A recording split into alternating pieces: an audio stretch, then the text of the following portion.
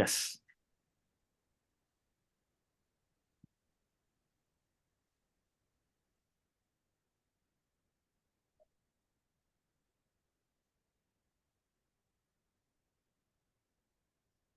Okay. First, I would like to present our team members. So, myself, Neha Rajput, Himanshu Bhushan, and Neeraj Agrawal as our industry expert, and Vishnu Mahadeva Iyer as our faculty advisor. So, let's get started with our presentation. So, for the pre-evaluation before and after, so we did the evaluation of the existing empirical methods for the 10 materials. And then we try to find out the optimized parameters of the empirical equations to curve fitting. And then we find out that the results are erroneous across frequency and the flux density range. And the empirical equation that we have covered was the Simon's equation, uh, improved generalized equation, and improved Simon's equations. So moving on. So then we try to find out the trend identification across the for the parameters like A, alpha, beta. So first we try to find out like whether there is a trend in the parameter K while we are keeping the alpha and beta as constants. And then we try to find out the trends in the optimized parameters, the K, alpha, beta with variation in temperature. And then we found out that there was a linear variation in alpha, beta and a quadratic variation in the temperature. So these are the observed trends for the Simon's parameters K. So we have seen that like for the similar materials also, the trend in Simon's parameter K can be also different. And similarly for N87 and N30. So, and then we found out like, I tried to find out like this, if there is an empirical fit for the parameter K. So we found out that there is a mirror function of the following equation along a straight line. But then again, there is the tricky part came, like where how we can find out the this factors like K1, K2, and K3 across the frequency or flux density range. So it became trickier. So then was the step of neural network approach. So here, before going in, like what kind of neural network approach you have taken, it's like we have seen network neural network approach such as where we can feed all the 1024 data points into the network, or we can feed the this frequency, flux density, or the temperature as the input. But then again, we have this three excitations. So each has their own behavior or many critical points. So then we went again for giving data points as many as possible. So for that, we did some data preparation like data processing and data segregation. And then we found that, and then we did the feature extraction. So in data processing and segregation, what we did was for sinusoidal, trapezoidal, and triangular identification, we took the first derivative and second derivative. So which was done on the normalized flux density waveform. And then we found out that the critical points for sinusoidal, as we know, it's not applicable. And if we go for the triangular excitation, we will find like two critical points will be there. And for similarly for trapezoidal, four critical points will be there based on slope changes. So after doing the segregation of the data, we then find the scalar input parameters for the NN. So maybe it can be a global or local peak flux density, frequency, temperature, slope change, or equivalent frequency duty, and so on. So we can find a couple of number of scalar input parameters for the NN. So then we went again how to present the data to our NN. So then what we did was to have frequency and peak flux density and volumetric core losses in the similar ranges. We have provided the frequency in kilohertz, peak flux peak flux density in millitesla, and volumetric core loss in kilowatt per meter cube. And after doing the data transformation, for the data normalization, we know that there are many like min-max scalar normalization and others, but we went ahead with the logarithmic transformation of the scalar inputs to the NN because it was helping us further making the data in the similar range across the materials. So for the first approach, we went for the feed-forward neural network, in which after doing the data processing and identification of the critical parameters, we have now three models for each excitation. So each excitation will have their own model, and each model will produce the parameters of the Simon's equation or the um, composite waveform theorem based equations. So we have k alpha beta for the sinusoidal. For the triangle, we will have couple of k alpha beta, and for trapezoidal, it will again increase to a number of k alpha beta. And after getting the k alpha betas and all, we'll use the empirical methods to compute the final predictive loss. So for sinusoidal, we have used Simon's equation. For triangular and trapezoidal, we have used composite waveform hypothesis based equations. And here I want to point out that for the first approach, we have not considered the flat top trapezoidal excitation.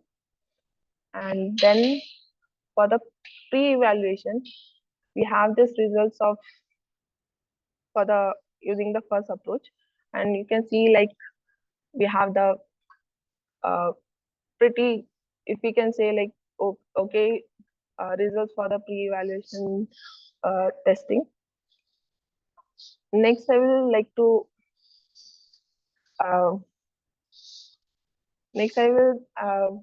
transfer the presentation to my colleague Himanshu, and he will explain the rest of the audio.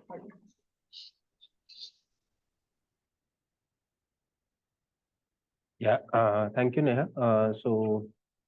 For now going further, we will be we went forward for our approach 2, that is the hybrid model, because we saw that when we initially tested with the approach 1 for the 5 new materials, the error numbers were unacceptable, and we wish to improve the error numbers. So in the hybrid modeling approach, our idea was to embed the empirical equations into the training of the neural network. So what we mean by this is like the empirical equations have proven to work across different ranges of frequency and flux densities, but the range is limited. So we try to incorporate these equations into the training of the NN so that it can learn these trends and predict the core loss for the new set of data, which is not possible. Like extrapolation of these equations for new data or the data out of the range of this flux density and frequency is not feasible by using empirical equations, but that we can leverage the power of neural networks to do the same. So the unique features of our hybrid model was excitation-based modeling, learnable parameters, and the customized loss function for training. So coming to the hybrid model again. So here again, what we have is identification of the critical parameters from the B waveform data. So we are feeding the B waveform data into our model, and we are pre-processing, like we are performing the normalization, and then we are performing the sorting into the different types of excitation, sine, triangle, and trapezoid. Then we are identifying the critical parameters, like what was pointed out by Neha, and that is being fed to the input layer of the neural network. And in our neural network, what we have is a combination of both, that is the data loss as well as the empirical model, which is running side by side. And we have defined several learnable parameters inside our neural network, into which we are feeding the trends that have been identified from the empirical fits. So how this is being performed, I will go in detail in the next couple of slides. So coming to the features, coming to the excitation-based models. So we have 3 different neural networks for sine, triangle, and trapezoid, which gives us the flexibility to model different empirical equations into the training process. So the next feature is the learnable parameter. So since we know that the k alpha beta for the different excitations for different empirical these coefficients for different empirical equations based on temperature. So we have identified these trends in temperature and frequency. So these parameters have been expressed as a function of these constants k naught, alpha naught, beta naught, and temperature and frequency. And these constants have been specified as the learnable parameters inside the neural network. So as our neural network gets trained, these parameters also get tuned accordingly. So what is the advantage of using these learnable parameters? That it enhances the capacity of our neural network to learn the useful patterns. That is, by giving these trends which have been identified from the empirical fits, we are suggesting the NN, or we are guiding the neural network to get it trained in such a manner that these trends are captured. So which will help our model to predict the core loss for a new set of data which it has not seen during the training process. So now coming to the customized loss function. So here we have two elements. One is the data loss and another is the physics loss. So the data loss is nothing but the mean square error loss of the predicted power, that is the output of our neural network, and the actual loss. So basically, if we keep on training our model, then ideally under 100 successful training, our predicted power loss will follow the measured power loss. Also, we have another term, that is the physics loss, where we are computing the mean square error of the output of the neural network and the empirical loss. So this empirical loss function varies from excitation to excitation. So that is why we call it as the excitation based modeling. And the overall loss, like the overall training loss, based on which the optimization or the tuning of the parameters will be performed, has been defined as a combination of the physics loss and the data loss. So ideally, in a successful training, what we will have is the P predicted following the P measured, and the P empirical also following the P predicted, in turn following the P measured. So in that case, our output of the neural network will be predicting the power loss, and also we will have the tuned parameters, which will also can be used to predict the power loss. And based on the materials, we have observed that tuning this hyperparameter lambda, that is giving different weights to the physics loss and the data loss, helps in training the models with better accuracy for each different material. So yeah. So coming to the training procedure, first after finalizing the architecture, we pre-trained our model with the previous 10 provided materials. So this helped us to initialize the weights and bias for the training process and the fine tuning of each of the 5 new materials.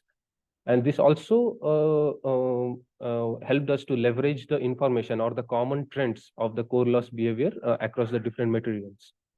Then further, we perform the fine tuning of the hyperparameters for each of the new materials, and based on the training process, the best models were saved for testing. So now finally looking at the model size and parameters for each excitation. So for each of the 5 new materials, we have we have one model for each excitation, which we can see that it has a similar number of parameters, let's say somewhat close to 8,600 for each material. And these are the 95th percentile error numbers after pre-training and fine-tuning of the models by considering 100% of the training dataset for the new materials.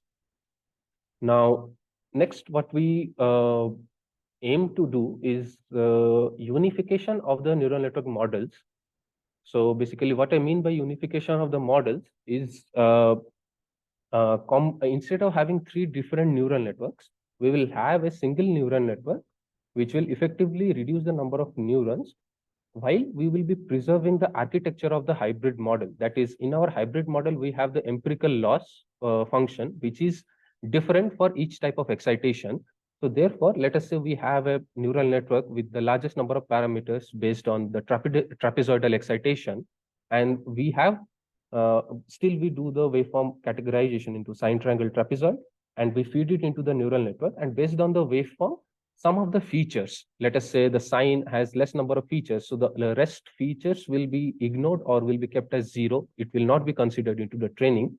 So therefore, effectively, it will help us to reduce the number of neurons. So now we have 24,000. It will help us to reduce the number of neurons to 8,000.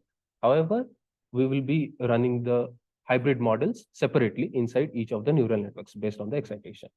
Further, we are also exploring techniques to leverage transfer learning approaches and methods to reduce our overall model size. So that was our approach. Thank you. Wonderful. Thank you, Niha, Himanshu. This is great. I really like your approach of basically mapping the data into to perform like data reduction through the Steinmetz equation approach, and map the waveform, the data into local. There's a method called local GSE or local IGSE, and this is using a neural network to map to find the parameters for the local IGSE for different waveform. And as you said, I guess one of the way that you can reduce, you get very good model accuracy with reasonably larger model size. And one way to, as you mentioned, is to develop a unified model so that you can treat waveforms together and also be extended to more than just sine and sinusoidal and triangle and trapezoidal, because they could be piecewise linear, which is different. Correct. Yeah, go ahead. Yeah, but I like the general framework. It's a really promising path towards like physics informed machine learning. Sort of, Steinmetz equation generally work, and you try to line up the complexity or the multi-dimensional fact of the problem into a Steinmetz equation guided problem. So this is great exploration.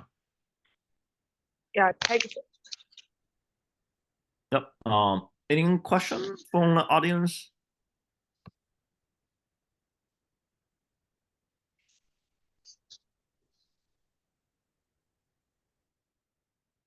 Yeah, I guess my question is, how would you compare if I develop for example, a local IGSE? I just store the parameters, like people call it like loss map approach. You just store the parameters as a table. How would you compare your model size against a loss map type of approach? So actually, the idea behind for this NN and the empirical thing was like to get a idea of how the learnable parameters can be used for the next step, like the empirical methods and all. So that was the ideology behind going with this strategy. So maybe if you want us to consider like how our approach and the loss table type approach will work. So in the loss table also, like we will have the interpolation and extrapolation will not be that much possible or feasible. And for the NN and for NN and empirical, it is already learning and everything is there. Like since we are using composite waveform hypothesis, so it will always capture the frequency ranges which is beyond the frequency range available. So that's the thing. Right, understand. So you're saying from inference point of view, neural network approach is better. I guess Yes. My next question is you mentioned that you need to predict the Steinmetz parameters at different region. How many resolution? How much resolution need for the frequency and flux density range? Like granular resolution, like range. How narrow is the Steinmetz range that you found, or it's different from material to material? Actually, that is yet to be quantified and just such that, because like for this thing, we were having this time constraint and all, so I was able to consider only like one or two materials. So there was what do you say? There was a similar ranges of the alpha and beta and the k parameter. But for across the materials, I have not seen because of the time constraint and all. So that was the next step what we wanted to explore, like how the learnable parameters are behaving inside the NN, and how we can use those insights for the, if we want to consider the empirical modeling further in the future. Okay, sounds good. I saw there's a question from Emmanuel. Emmanuel, do you want to speak out or? Yeah, I was like, we have 24 models. One of the interesting question is, are we making errors on the same data points, If so, maybe the data points might be having issues. If not, then averaging our model sounds like would perform better than any of us, if, in some sense, if we are not including models which are far off. Yeah. So you're saying commenting on the entire competition, right? Not a particular team. You're saying Yes, if you yes. take the average of the models, will we get a better results? Yes, something like that, or a subset of the models. Yeah, that could be an interesting topic. We don't know, but Yeah, maybe not. it's easy My to first it's easy reaction to is do if not, we but have the result. It's basically no new computation. It's just have yeah, you can do a quick averaging, but I guess we should select it's like for this challenge the better teams. Yes, then maybe we can get a better results. But again, the model size are different. It's hard to call an averaging because usually it's a size and accuracy trade-off. Oh yeah, I was commenting on the accuracy, whether you could get better accuracy if you had the I independent think models. we do have the result from all the teams. We can just simply take an average and see where the average results are and where each team is comparing to the average. We can make that public actually. So but for the individual team ranking and performance, we try to keep it private. We don't want to sort of like really make it a really competitive challenge here.